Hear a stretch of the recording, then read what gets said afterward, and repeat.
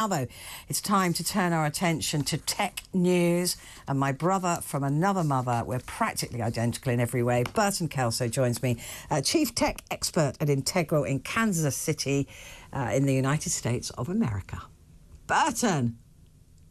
Petri, how are you? It's so, obviously, looking at you, it's like looking in a mirror. Can't bear it. It's amazing. It is. Listen, like Burton. my I love that. It's looking good. You're looking fine. Very good. Burton, tell me about cheating spouses. Well, if you get an email saying that your spouse is cheating on you, it may be a fraud. So that just shows you the depths that cyber criminals will go to trick you out of your important data. Imagine that. You get an email that says your spouse is cheating on you, and if you click on the link, they'll give you proof. So that's one of the latest scams that's making its way around the world. And people are actually falling for that. I suppose you would, wouldn't you, in a way? Oh, gosh. We see it all the time where people want to keep up with their spouses and make sure they're on the up and up. So it's anything that evokes emotions. Criminals are going to use that to trick you out of your data. So beware. I literally, I'm just trying to think how I would feel. Would I be tempted? Would you be like, well, you know? Oh, no, complete trust. I'm not cynical or distrusting at all.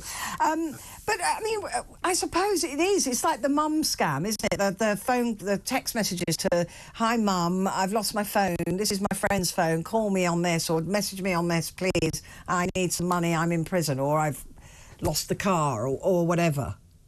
It's more like not the grandma scam, but it's more like the sextortion scam where they're claiming that they caught you on video watching pornography. Oh, yeah. So you're like, oh, gosh, I can't allow that to happen. So you just react, like, oh, goodness, my spouse is cheating on me. What am I to do? So it's the goal is to hook you in. But this could be a scam by the scammers to say the cheaters who are then going, look, if you do get an email saying that I'm cheating on you, it's a scam. But they might be lying about the scam cheating thing to make sure that their spouse doesn't open an email outing them as a cheater. That's an interesting way to put it. It's possible. It's possible. Burton, tell me about the US to ban Chinese tech in cars. This has been coming down the road, if you excuse the pun, for a while now with Chinese tech, hasn't it, in America? And Britain, I guess. Yeah, it has, because the Chinese are notorious for having technology that's just built in to spy on all of us. Like, I think Lenovo, a few years ago, they had chips that were scanning and, spying on information. So, I think it's Huawei. I can never get that name, but there was an electronics company. It was HW, Huawei.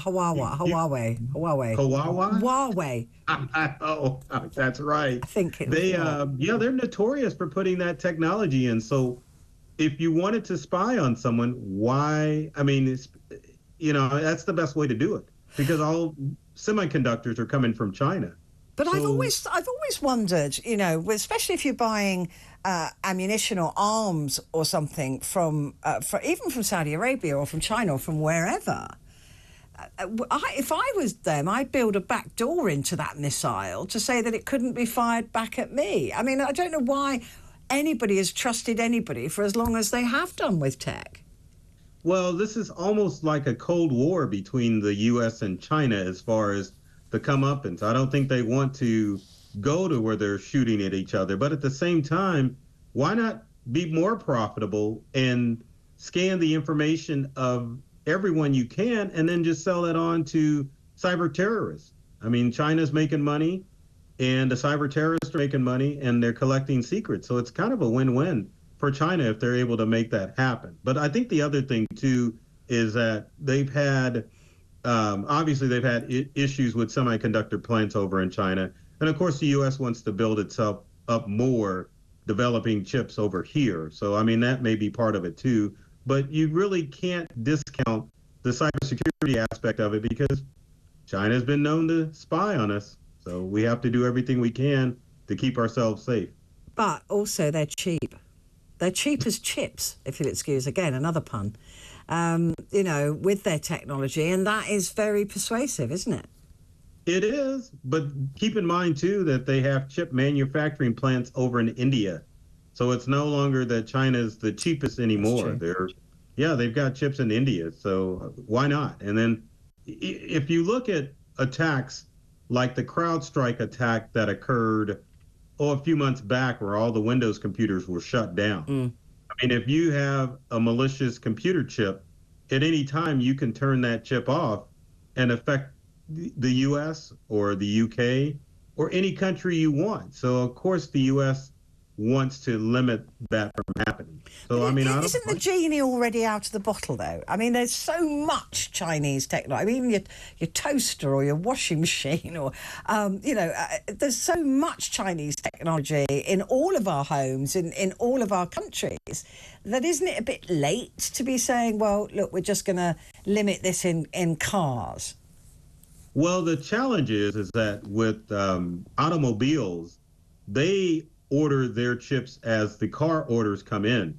Whereas like for your iPhone or your iPad, they bought chips for months, even maybe years out. So your current technology wouldn't be affected by Chinese spying. But like with cars, the Chinese government could just say, oh, we're going to do it. And it would be with current vehicles rather than like with your phone. So no, the genie's not quite out of the bottle, but better safe than sorry, What about buying Chinese cars, though, again, because they're cheap at the moment, electric cars? Are America going to not buy Chinese cars then? It's a good possibility. I mean, we don't have Russian antivirus software anymore like Kaspersky. And, because Biden got rid of that. So, I mean, it's possible that, Chinese cars won't be allowed in the U.S. either. But I know that in the EU they've just added massive tariffs to any Chinese cars coming in. Burton, social media and misinformation, surely not. Oh, come on now. Come on. It's all true. It happens all the time. Yeah, it's all true. It's all true. It is. But I think the good thing that Meta has done, at least in the U.S., is they have counteracted against all of that misinformation. So if you post something that isn't true, it's going to get taken down. Doesn't matter if it's in a group or even on your account. So, I mean, that's going to counteract what happened in the election of 2016 and even in 2020. So, yeah, I mean, it's always going to be a problem. And I don't know if you know this, but Meta is now up to 3 billion users. So that's a lot of accounts to keep track of. But at the same time, Meta uses AI.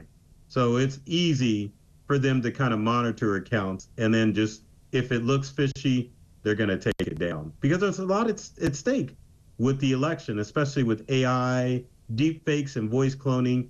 It's very easy for someone to upload something to all of the social media accounts to make people think that a specific thing is happening. So, regardless if you're using Meta, X, or even TikTok or Snapchat, those social media accounts need to monitor so that people aren't being faked or tricked. But Elon Musk sacked everybody that was doing the monitoring. Doesn't he do it personally himself now? Oh, he does. Yeah, I saw the deep fake video with Kamala. I can't believe I said her name wrong. Kamala Harris, where she's basically saying she's a loser president. Yeah. I mean, it's pretty scary out there. Absolutely, it really is. And Elon Musk is not really helping with any trust or anything like that. Burton Kelso, it's been far too long. It's lovely to see you again. Good seeing you. Let's see you. I'll see you very, very soon. Burton Kelso there, a chief tech expert at Integral in Kansas City in the USA.